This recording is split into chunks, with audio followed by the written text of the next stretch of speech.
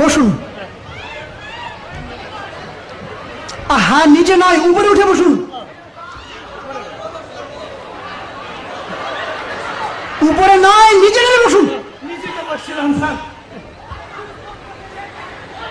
শুনুন, আমি যেভাবে বসেছি এভাবে বসুন।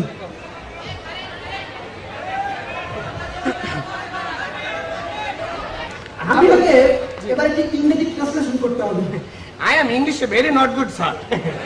আচ্ছা, ওই রোগীটি মারা গেল, এটা ইংলিশ কি? রোগীটি মারা গেল। রোগীটি মারা গেল। Wrong question, sir. রোগীটি মারা গেল মানে I am sorry, sir. রোগীটি মারা গেল, এর ইংরেজি কি? জি স্যার, I am sorry. আপনি পারবেন না? না স্যার, আপনি বিষয়টা বুঝতে পারছেন না। আসলে আপনি সেকেলে রয়ে গেছেন স্যার। আধুনিক ইংরেজি সম্পর্কে আপনার দ্যাট নট নলেজ। মনে করেন স্যার, এই যে দেখেন বাংলা সিনেমা, নাটক, গানের ভিতরে আপনি দেখেন না, মনে করেন নায়িকার বাবার লগে নায়কের বাবার গুলাগুলি হচ্ছে, মারামারি হচ্ছে, এমন সময় ঢাস করে নায়কের বাবার গুলি লাগলো, অ্যাম্বুলেন্সে ভাড়া ফিরে স্যার ন্যাশনাল মেডিকেলে নিয়ে গেল। তারপর কি হলো, চেম্বারের মধ্যে ডাক্তার আর রোগী বাইরে পায়চারা করতেছে। কি হয় কিছুক্ষণ পর দরজা ফাঁস করে ফেললো। ডাক্তার সাহেব, আপনার খবর কি? ডাক্তারে বলে, আই এম সরি। তার মানে স্যার রোগীটি মারা গেল।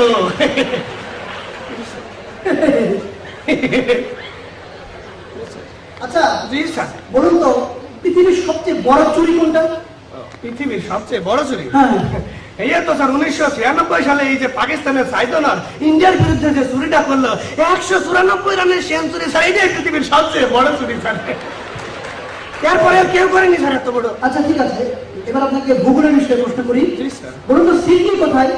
এই যে আমরা সিডনি অপেরার নাম শুনি, সেই সিডনি কোথায়? স্যার এটা তো ফিজিক্সের প্রশ্ন স্যার।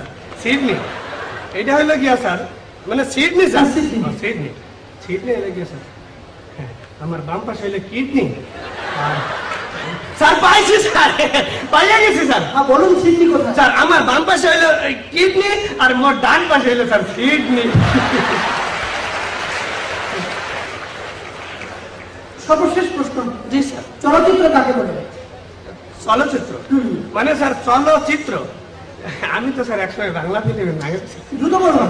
স্যার চলচ্চিত্র হইল গিয়া এই বাংলা ছবিতে নায়ক নায়িকারে হাত ধরাধরি কইরা রাস্তায় চলিতে চলিতে বৃষ্টিতে ভিজিতে হঠাৎ করিয়া যখন চিত্রাইয়া পড়িয়া যায়, তাহাকে স্যার চলচ্চিত্র বলে।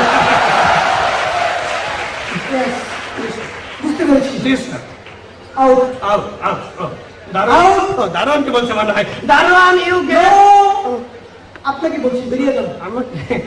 আমি জানতাম স্যার আমার চাকরি হবে না, এই জন্য স্যার বান্ডিল বোঝাই করে নিয়ে এসেছি, যত লাগে দেবো স্যার।